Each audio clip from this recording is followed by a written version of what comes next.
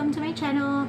And today I'm going to share to you my skincare routine. Okay, actually this is very simple. I'm using just a few products and they are easily available in the market. So I'll just get right into it. Okay, the very first thing that I have already done is to wash my face. I use a very popular brand. It's Pond's antibacterial and clarity facial scrub with herbal clay. Okay, I found that this works best with my skin, so just choose whatever facial wash works best with yours. Okay, the second product, so after doing that, I use this. Okay, so this is just given by a friend. It's called the Skin Genie Exfoliating Detox Mask, purple white, whiter, tighter, and finer skin. Okay, I think there are other variants to this, so just look it up. I think it's available in bazaars. Okay, so what I do is just follow what's instructed in the directions. Okay, so it says apply a thin, even layer to clean dry skin, avoiding outer area. Leave mask on skin about 10 minutes, but I usually wait until it oxidizes. Okay, and rinse well. Use 1 to 2 times a week or as needed. So I'm gonna do that now.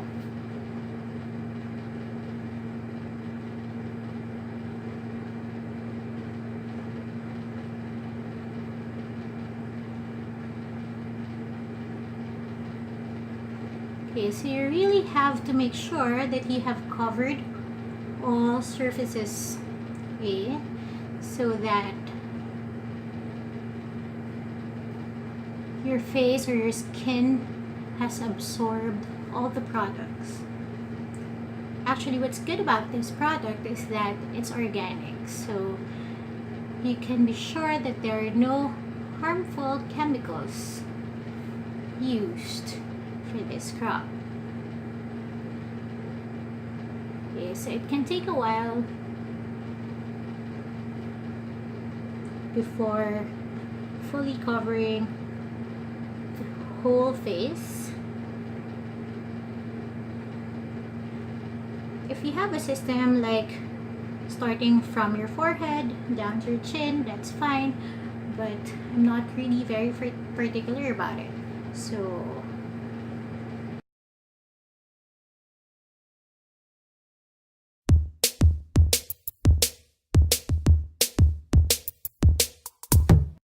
media psychology is a field of study concerned with the impact of mass media on our personal and collective lives. This is according to Fishoff. Mass media is an umbrella term that refers to technology that is intended to reach a mass or a wide audience to transmit mass communication. Mass media include all media where the communication process is public, diverse, and indirect. So, what are the things that we consider mass media? Let me guess. Right now you're thinking about the TV, correct?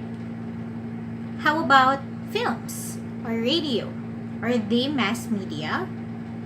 What about the print media, like your newspapers or your magazines? Are they mass media?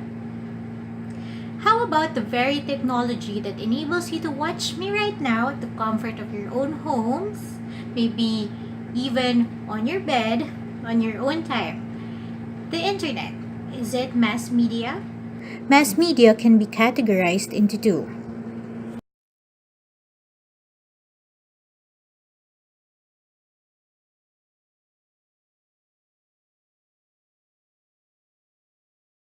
Among the following, which consume your time the most? Chances are you answered your phone right. Your mobile phone is not typically considered to be a mass medium. Why? When the cell phone was first conceptualized and introduced in the market, it was first intended to be a simple two-way device. If we're going to refer back to the definition of mass media, first, the target should be a large public audience. Second, communication must be indirect. So if we're going to think about the original idea for our mobile phones, then definitely it would not pass the criteria for being a type of mass media. Okay? But the cell phones as we know them now has actually evolved to become multi-purpose. So we're using it for different things and it influenced us in different kinds of ways that originally we did not think that it was possible. Going back to the original question, you probably also answered the internet through the use of a computer, right? If these are your top two answers, then you answered similarly to the larger percentage of youth in Mendiola's study in 2007. Use of cell phone and the computer to access the internet was found to consume much of the Filipino youth's leisure time. This is followed by watching television. Not surprisingly, only a few answered that they read the newspaper or the magazine in its printed format. Now that we're kind of more aware about how much exposure we have to mass media, we can probably say that it has kind of affected our lives in some ways. If you're interested about knowing the relationship between media use and people's perceptions, attitudes, and behaviors, then you would have to be familiar with the different theoretical frameworks in media research.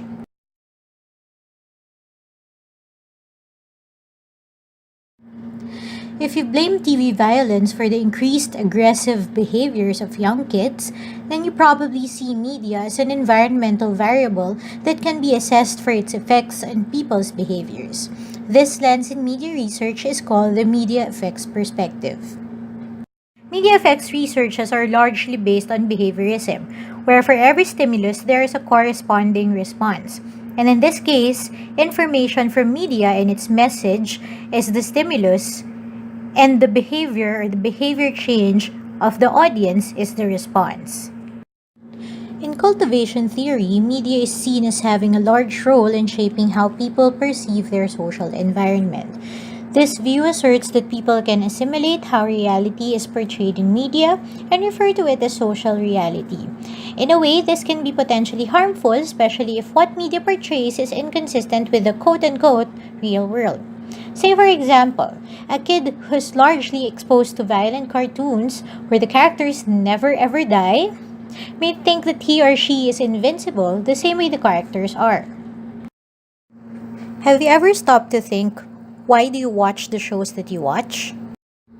For me, I have different reasons. For example, I watch Friends when I want to feel like I'm not alone. So I just play it non-stop while I'm doing other things. It doesn't require me to think too much and does not demand so much attention, but it satisfies my need for company. When I feel like I want to take a break but still have the energy to process witty humor, I turn to Crazy Ex-Girlfriend. And when I feel like I need someone to validate my thoughts about love, I watch Love. Obviously, based on my answers, I have a parasocial interaction with the characters of these shows. Like I said in class, sometimes I feel like I miss them when I finish the show after binge watching it for a while. Parasocial interaction is a type of intimate friend-like relationship that occurs between a media person and a viewer. According to Rubin and McHugh in 1987, viewers form these bonds either because of a physical attraction or because they see similarities between themselves and the media personalities. To Conway and Rubin in 1991, parasocial interaction is one of the many important gratifications that audience members seek when they select shows to watch. Uses and gratifications approach assumes that individuals are goal-directed in their media behavior and that these needs are satisfied or gratified by their choices. Thus, the audience is an active participant in the communication process and not just some passive recipient of information. So, in media research, using the uses and gratifications approach, we ask questions such as, what reasons or motives do people have for using media? And what are the social and psychological needs that media use gratifies? Filipinos love teleseries. Why? Aside from the entertainment value, it allows them to escape, provides them with a good outlet to forget about their own lives and enter the world of the characters in the show. It can make them feel better about themselves because characters in these shows usually are in far worse situations. Moreover, watching the same shows with others automatically creates connection, and that is why teleseries would usually last very long on air. The active audience perspective gives us more credit as active participants in the process. According to this, theory, people are not just passive sponges that absorb the contents and messages of mass media without even thinking about it or processing the information that we receive. This suggests that as audiences, we actively filter, react to, and interpret the messages that are presented to us. Take these for example. What do you think is the message of these ads? Let's leave it here for now, and later we'll talk more about the psychology of advertising. For you, do you think media encourage violence? Media influences us psychologically in different ways, but two of the most studied variables, psychological variables, are violence and pro-social behavior. Media may or may not encourage violence. Findings of studies are inconsistent at best. However, we can say that media violence can affect us behaviorally, cognitively, and emotionally. So, what are the behavioral effects of media violence? We have three: catharsis, disinhibition, and imitation. Let's look into them one by one.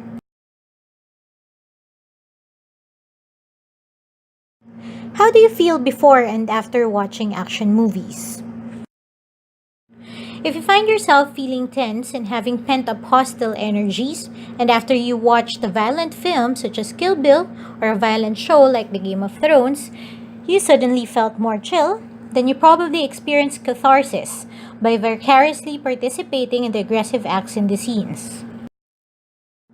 If in experiencing catharsis you'd be less aggressive, experiencing disinhibition while consuming media violence can make one become more aggressive.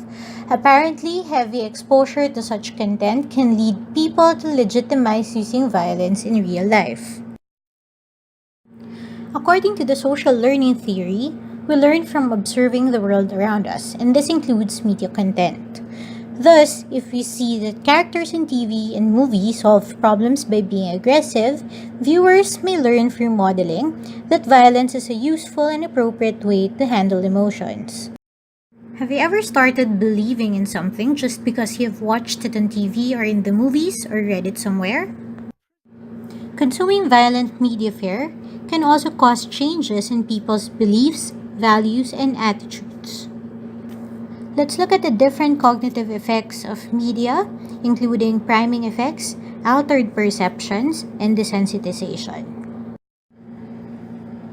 First on the list is priming, or the effect that occurs when stimuli or events make certain types of information more salient in memory or consciousness so that they influence the interpretation of new information. So, how does it work? If I show you this four-letter word with one letter missing, what word comes to mind? How about if I show you these images? Now think about the word that comes to mind.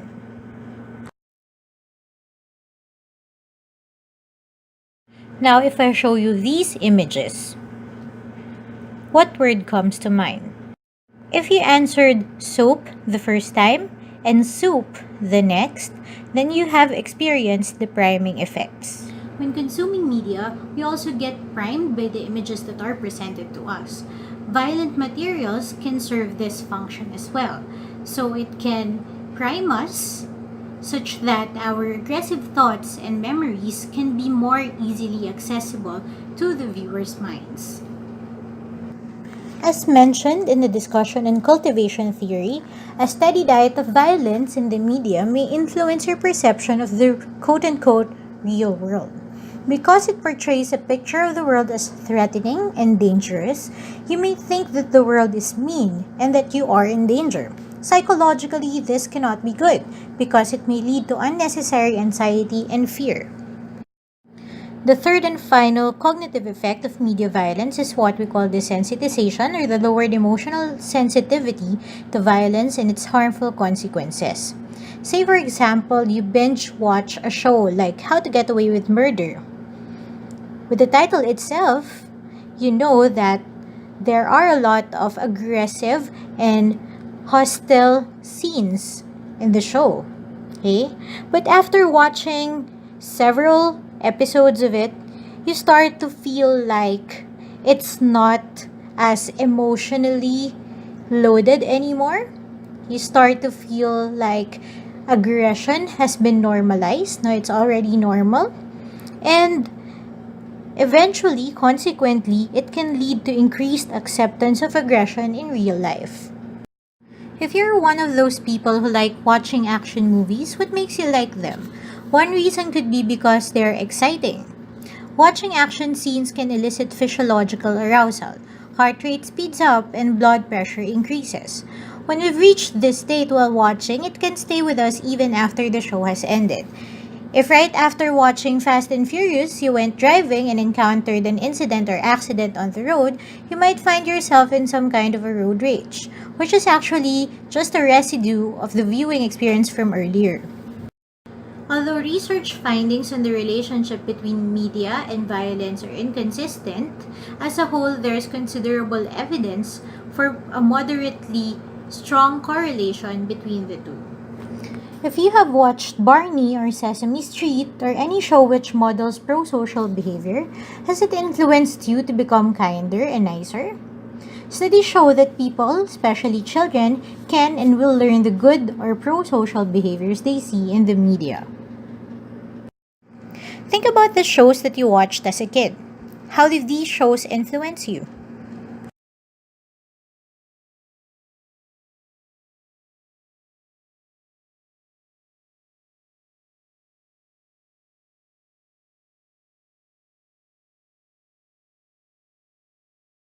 Happy birthday!